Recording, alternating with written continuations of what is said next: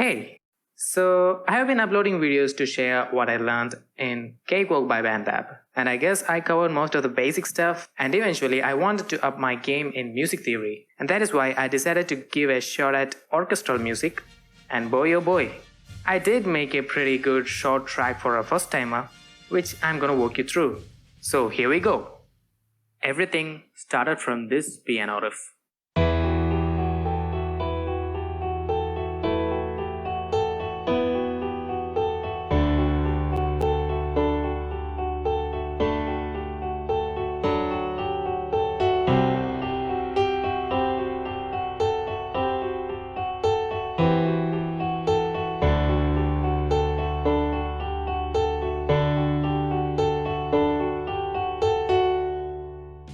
The first thing I orchestrated was a top riff with the short strings of the Labs by Spitfire Audio. It is technically called a staccato articulation of strings which plays the note quickly and with more force. Doubled it one octave above. Simultaneously played the key of the scale, which is E, and the scale is E minor for the record.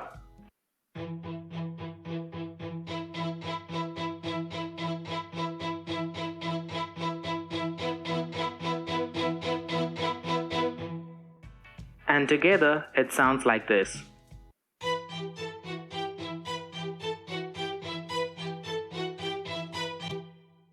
Now you might have noticed that the sound of the strings is panned to the left.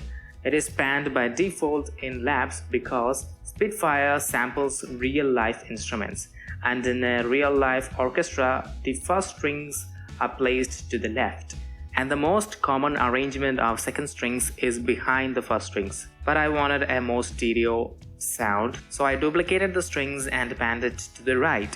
Also, there are arrangements with the second strings placed to the right, so we are not breaking any convention yet.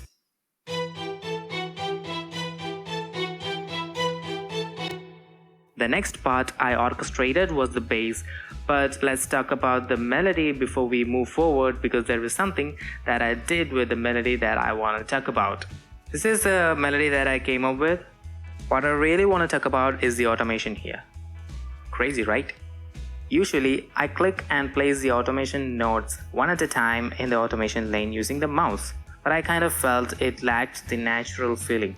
Let me show you how I did it this time by adding a volume automation and enabling the automation right. Now all we have to do is click and drag up or down on this pad here while we simply play. The automation data will get recorded in the automation lane with the movement of the playhead. Let's undo what we did now and listen to the melody with the automation read turned off.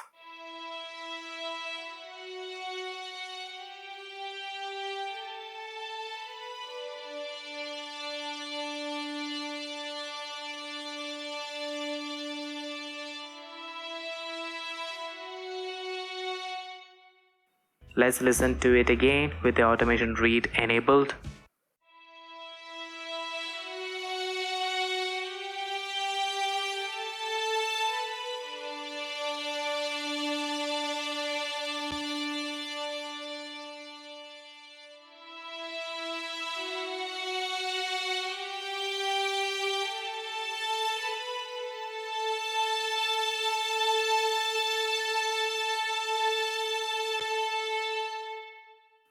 It's a really great thing that we get to automate the dynamics and expression with a free VST. Now let's move on to the bass. The instrument with the most bass sound in the string family is the double bass. And I found the free plugin with the best sounding double bass to be Orchestral Orchestral. It opens up with contrabass, which is another name for double bass, at the 15th channel. And I'm going to use this plugin with its default setting and not changing a single thing, because we already have the sound that we need at the 15th channel, and the only thing that we have to do is in Cakewalk, and that is to direct the MIDI data to the 15th channel. If you don't see this, you gotta select I/O, which is input output, from here. The problem with this plugin is that it does not have dynamics or expression that we can modulate. The one thing it has doesn't work either. So I decided to automate the volume of the track, and that creates another problem. It will also affect the built-in reverb of the plugin as well as any other third-party reverb effects that we add to the track, which is gonna sound very unreal.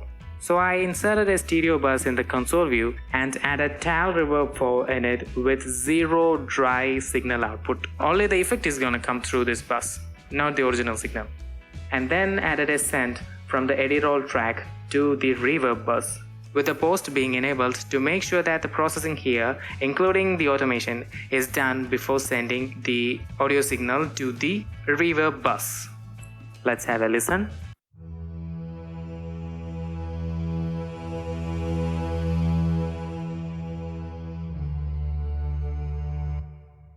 The same way, added this cello in edit roll orchestra for the harmonies in the bass, playing together with the double bass.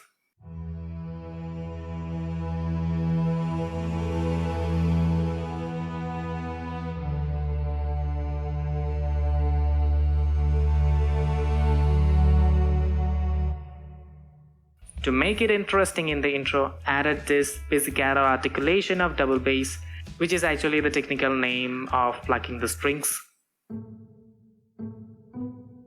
together with a sustained double bass.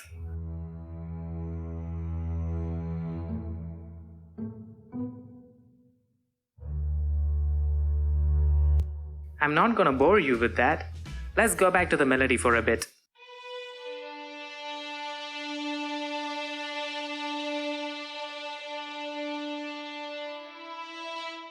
Pretty blank for a melody, right?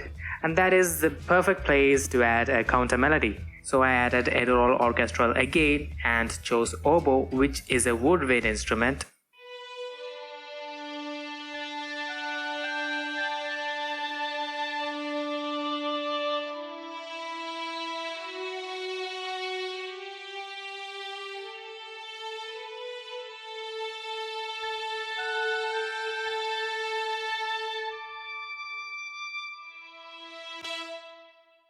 And for the next repetition, I added viola with it.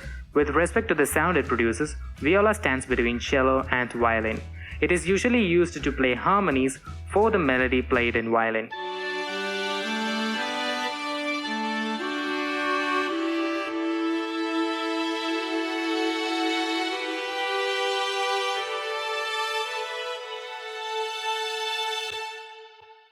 And then added ensemble strings in labs to play the chords.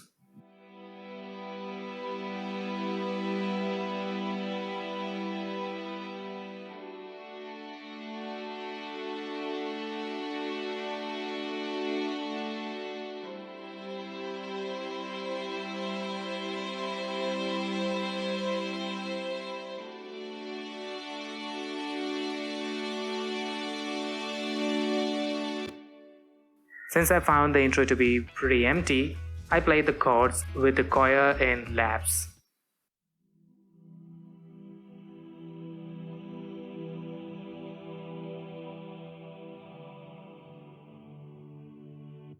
And there is a soft piano by the labs which is playing a constant piano riff throughout the entire music, including the first and the second section. It is also playing the bass notes along with the double bass, also playing the melody along with the long strings, and in the second section the melody is also played one octave above. Talking about the second section, the staccato strings have a different pattern compared to the first one.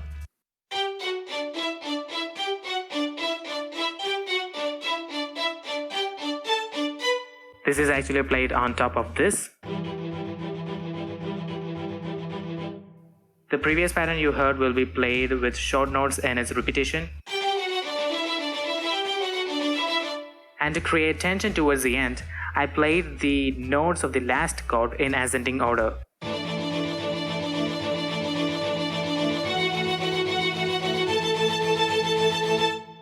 Make sure we play with the velocities to give it a realistic feeling. Additionally, in the second strings, I added these lower notes to grip that tempo.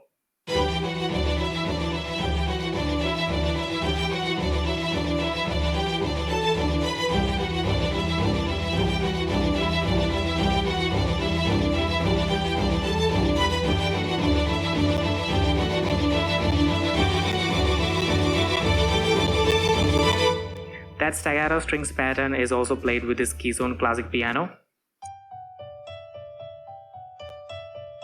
And in its second repetition, a tuned percussion called a glocken is playing the same thing.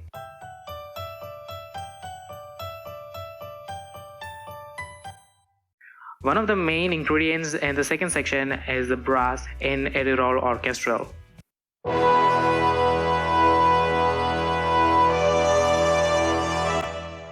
Here, first I laid down the bass notes of the chord progression and then chose the root note here, which is E, and the scale, which is minor, E minor, and then enabled the snap to grid, and then placed the notes, which sounded good with everything else going on.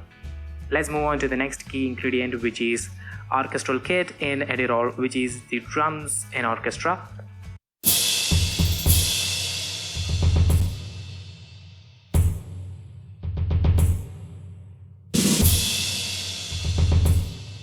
This actually was layered on top of another percussion instrument called timpani.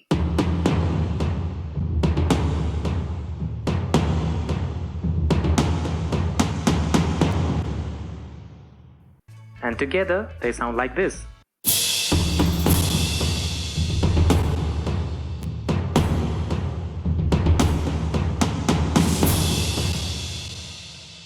The reason I used one instance of Edirol Orchestral to play two different instruments is because this instrument will not reopen with the settings that we chose before closing the digital audio workstation. What?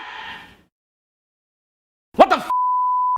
That is, if we close this Cakewalk project and reopen it again, this plugin Edirol will be having the default setting and instruments selected unless we save it manually. So the more instruments one instance can play, the lesser we have to save. I'm gonna show you how to do that. To split the output while adding any instrument, we have to select this option, then add a MIDI track, direct it to the instrument that we added just now, which is Orchestral, and then choose the channel of the instrument that we want to play. In case of Edirol Orchestral, we can have 16 different MIDI tracks directed to 16 different instruments in one instance of the plugin. I don't want to go above 4 because the maximum number of outputs it can have is 4. And this is where you can route the instruments to different outputs. And when you're done, go to System, open Files tab, then save everything you see there. There are also some save options here. I recommend you to do that too, just to be on the safe side. That's it for the Edirol tips. Now let's get back to the percussion. This is Citala, in which I loaded one-shot samples of orchestral percussion hits. I layered it on top of the percussion that I showed before.